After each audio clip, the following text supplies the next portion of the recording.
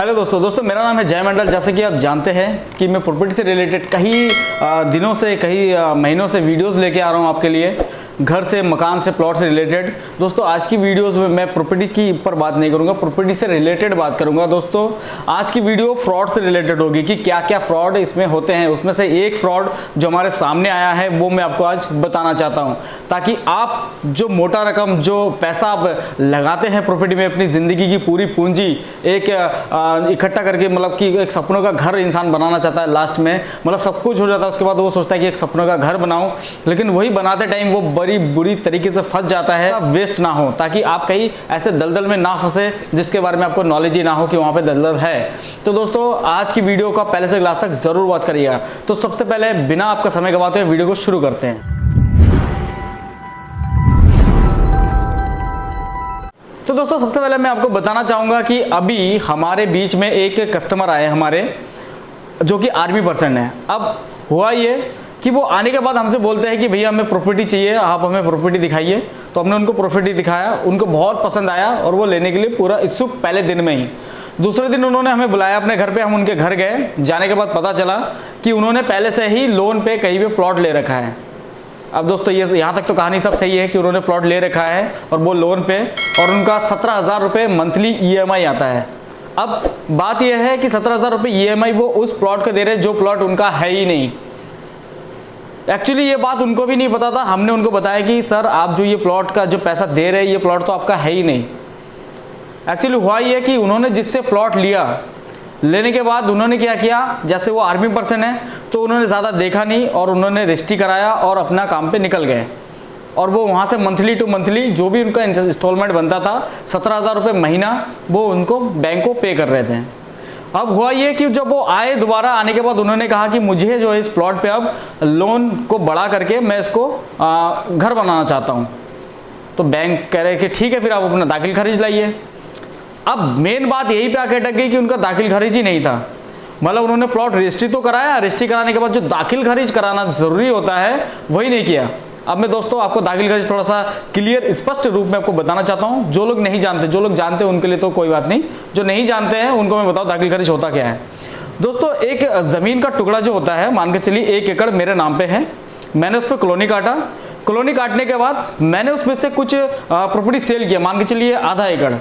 तो जो आधा एकड़ मैंने सेल किया वो मैंने नाम पे तो किसी की रजिस्ट्री करा दिया, लेकिन जो उसका जो पूरा रकबा वो मेरे नाम पे ही था ना। अब आधा एकड़ को मेरे को भी जो उसमें दाखिल खारिज कराएंगे, मतलब कि मेरा जो आधा हिस्सा है वो मेरे नाम पे रह जाएगा और आधा हिस्सा कट के उनके नाम पे आ जाएगा। यही होता है दाखिल खारिज। स्पष्ट भाषा में अगर आप समझ गए तो बहुत ही बढ़िया है, अदरवाइज आप कॉल करके भी पूछ सकते हैं। तो दोस्तों यही होता है दाखिल खारिज की। किसी के नाम पे जमीन था, आपने रजिस्ट्री कराया, रजिस्ट्री करने के बाद एक दाखिल खारिज होता है जो कि 45 डेज के अंदर आपका हो जाता है।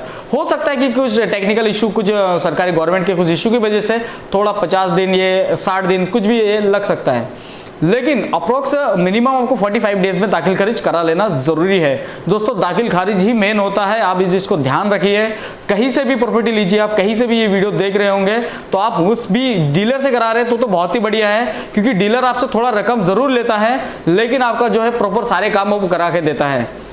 हो सकता है कि कभी कभी वो डिले हो, लेकिन वो आपको पूरा करा के देता है, वो उसकी जिम्मेदारी होती है और वो पैसे भी उसी बात के लेता है ताकि उसको सारी चीज की नॉलेज होती है। अब दोस्तों बात करते हैं कि उस आर्मी पर्सन के साथ क्या हुआ। प्लॉट उसका था नहीं, रजिस्ट्री उसके नाम पे हुई है, लेकिन दाखिल खारिज हुआ नहीं। अब बात आ गई कि वो जो दूसरा प्रॉपर्टी हमसे लेना चाह रहा था वो ले नहीं पा रहा था। अब दोस्तों एक चीज आप सोचिए कि आपके जेब से हर महीने 17,000 रुपए जाए और वो प्लॉट भी आपका ना हो तो कितनी बड़ी दिक्कत है, बस छोटी सी मिस्टेक की वजह से। अब जब हम गए उनके साथ लेके वो प्रॉपर्टी की, भाई चलो दाखिल खारिज कराते हैं अभी, तो जाके देखा कि उनका जिन कॉलोनाइजर ने कॉलोनी काटा था, उनके पेपर पे जो दाखिल कर, उनका जो खतौनी होता है, खतौनी पे उनका रखवा नहीं है, उनके खतौनी पे उनका कोई रखवा ही नहीं है। अब एक चीज सोचिए, देखिए कितना बड़ा फ्रॉड हुआ है। जो 1 एकड़ की जमीन है, उस जमीन पे जो रोड होती है, अब जाहिर सी बात है, मान के चलिए ये एक रोड है और मैंने 2 साइड से प्लॉट काटा है, प्लॉट को मैंने बेच दिया है, लेकिन जो बीच का रोड है वो रोड तो मेरे नाम पे ही रहेगा, वो तो मैंने नहीं बेचा ना, तो वो जो रखवा है वो तो होना चाहिए। पूरी कॉलोनी का उनके पास उस रोड का रखवा ही नहीं है। तो अब बताइए, मतलब खाली उन आर्मी पर्सन के साथ नहीं हुआ ये कांड, फिर बहुत सारे लोगों के साथ हुआ है उस कॉलोनी में जो आया है। तो आप इस चीज़ का ज़रूर ध्यान रखिए कि दाखिल खारिज पहले अपने प्लॉट लेते ही दाखिल खारिज उसमें अर्जी लगा दे कि दाखिल खारिज कराना है। उसके लिए ज़्यादा बड़ी कुछ है नहीं, जिससे भी आप जिस भी वकील से रजिस्ट्री कराते हैं उसको बोलिए कि भैया मेरा ये 3000 रुपये, जो भी उसका 3000-3500 अलग अलग राज्य में अलग अलग होता होगा, लेकिन आप जो उसमें 3000 रुपये जो भी मिनिमम कॉस्ट आता है वो उसको दे के उसको बोलिए कि भैया मेरा दाखिल खारिज फटाफट से कराइए। और दाखिल खारिज कराए तो अब उसके बाद रिलैक्स हो जाइए, कोई दिक्कत नहीं उसके बाद। अब होता क्या दोस्तों, वो जो फौजी था, जो आर्मी वाला था, उन्होंने क्या किया कि किसी डीलर के थ्रू गए और जाने के बाद उन्होंने उस डीलर के थ्रू प्रॉपर्टी नहीं ली, उन्होंने लिया डायरेक्ट ऑनर से मिला, मतलब बाद में गए और फिर डायरेक्ट ऑनर से लिया, डीलर को साइड से कट कर दिया। अब देखिए होता क्या है, जब डीलर को कट कर दिया आपने तो जाहिर सी बात है आपने सिर्फ प्लॉट ऑनर को देखा और उसको पैसे दे दिए। अब वो है करोड़पति, आपने 6-7 लाख का एक प्लॉट लिया है। अब आप क्या 6-7 लाख के लिए उसके पीछे पीछे मतलब भागेंगे तो उसको तो फर्क ही नहीं पड़ता भैया, 6-7 लाख रुपए करोड़ की प्रॉपर्टी कहाँ का भागता रहेगा और आप कहाँ उसके पीछे तक भागेंगे। लेकिन जो डीलर होता है, जो आपका कमीशन लेके काम करता है, उसकी पूरी रिस्पॉन्सिबिलिटी होती है, पूरी जिम्मेदारी होती है और वो आपका पूरा काम करके देता है। तो आप इसको जरूर ध्यान रखिए। और कोई भी डीलर हो जो जानकार हो इसके विषय में, अगर वो आपसे कमीशन नहीं भी लेता लेकिन किसी जानकार व्यक्ति को जरूर पकड़े और उसके साथ ये काम कराए ताकि आप फ्रॉड से बचें। दोस्तों ये इन्फॉर्मेशन आपको कैसा लगा कमेंट करके जरूर बताएं। वीडियो पसंद आता है तो लाइक करें और इस वीडियो को उन लोगों तक शेयर जरूर करें जो आने वाले टाइम में प्रॉपर्टी लेना चाहते हैं या जिन्होंने ले रखा है और दाखिल खारिज नहीं कराया है, ताकि उनका जो पैसा है वो वेस्ट ना हो। और मैं चाहता हूं कि वो लोग हमेशा खुश रहे और जो है प्रॉपर्टी को अच्छे से बाय करे और दाखिल खारिज वगैरह करा के हैप्पी रहे। तो मिलते हैं एक नेक्स्ट नॉलेजेबल वीडियो और प्रॉपर्टी से रिलेटेड वीडियो में। तब तक के लिए खुश रहिए, खुशियां बांटते रहिए। जय हिंद, जय भारत।